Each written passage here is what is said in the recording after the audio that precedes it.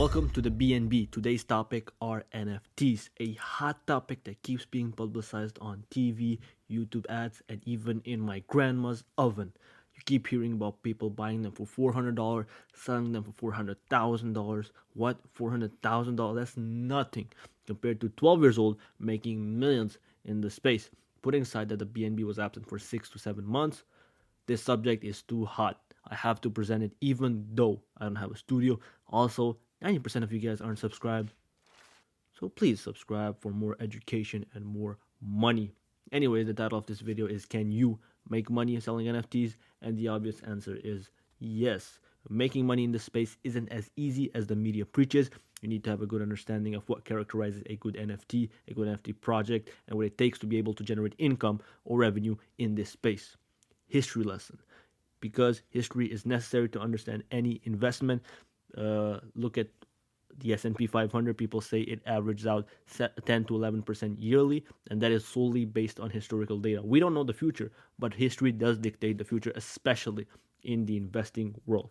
The first NFT ever released on the Ethereum network, or any network to say, was Terra Nullius, mint date of 7 August 2015. I tried searching them on OpenSea, no result except a version 2 of the project. I don't know if it's the same creator, but it was just text in a white background. Let's be honest. Let's talk about the time frame in which the most expensive NFTs were made. The 5th and 6th project ever released, according to the article 1:37 p.m. written by my man Alex White Gomez. CryptoPunks, original and new contract. The original ones had a marketplace bug which led to them getting stolen on the marketplaces. Not the blockchain was unsecure, it was the marketplace, and it led them to get stolen, and that was unfortunate. But then Larva Labs created the new CryptoPunks that we all know and love. Actually, they went from the 10K profile picture challenge to now being unavailable on OpenSea. You just can't see them. Like, you can't even buy them. You have to buy them on some serious marketplace or some shady stuff. It's really hard to buy CryptoPunks. They have no floor price, and CNBC mentioned a CryptoPunk 753 that was bought in 2017 for 8 Ether, around 1,464 USD. Ethereum is not, 8 Ethereums aren't worth $1,400 today, but at that time they were. And now that same NFT went for $17 million at a Sotheby's.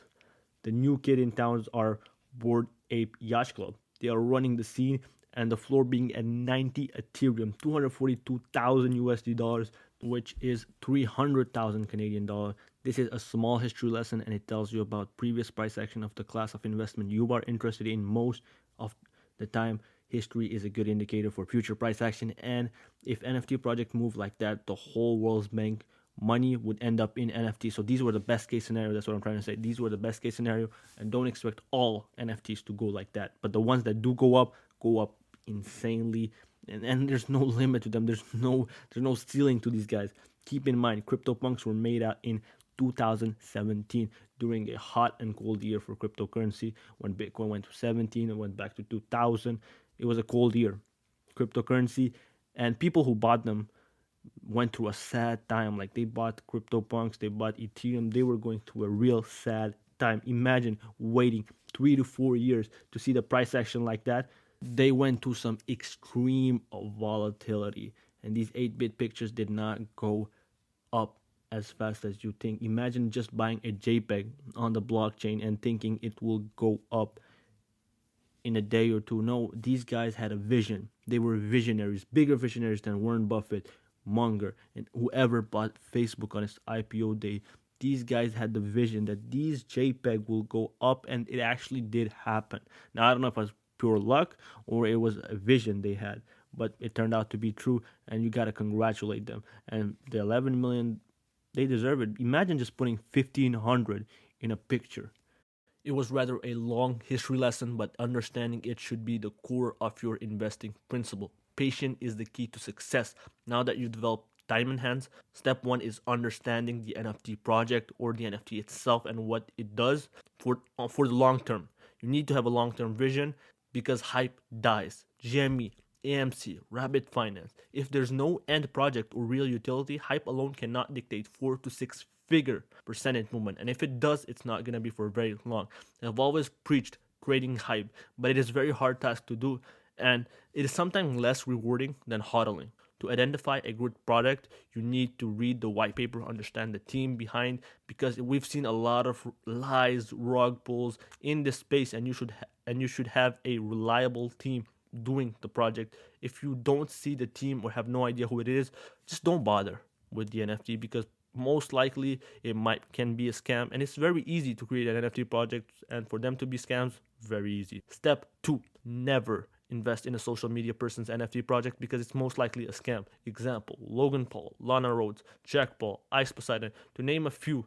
One main reason is that they don't have the sufficient coding experience or skill required for sustaining the long-term vision. Staking, breeding, integrating utility requires somewhat of a coding understanding. Step 3, a small tip: the higher end NFTs tend to perform better than the young homie quad NFTs. But that's almost like every asset. Where big money goes, it tends to inflate prices and the bigger assets are always viewed as the safest, such as Bitcoin, Apple stock, Amazon, and even though the underlying fundamentals of these three assets are almost unrivaled, every investor knows that these assets are safer, and they might not produce the same results, but they are safer and their particular investment class. Step 4, understanding the value of NFTs. How does a digital art gets more expensive over time?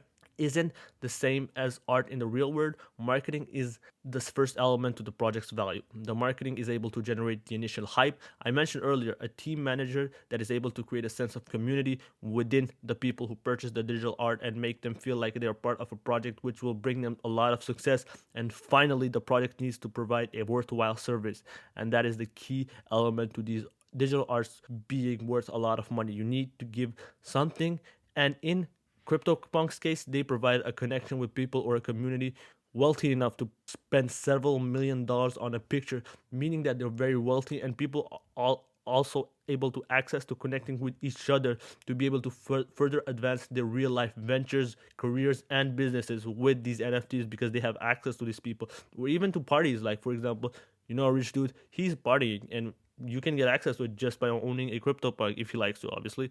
I have no idea what rich dudes do together, but that's something I believe they do. The OpenSea market is a very incredible market to spot NFT projects. Me personally, I like the Solana one, like I mentioned before, with Magic Eden, Solana Art, and all the amazing projects that keep coming on there. They're a young homie quad, like I said, but I really see the prospect in them because they're really trying to create a sense of community. If you guys want me to talk about a particular NFT project or want me to talk about my personal and favorite NFT projects, just mention it below and I'll do that. For now, this will be the history lesson, the steps you need to do to become a good NFT investor.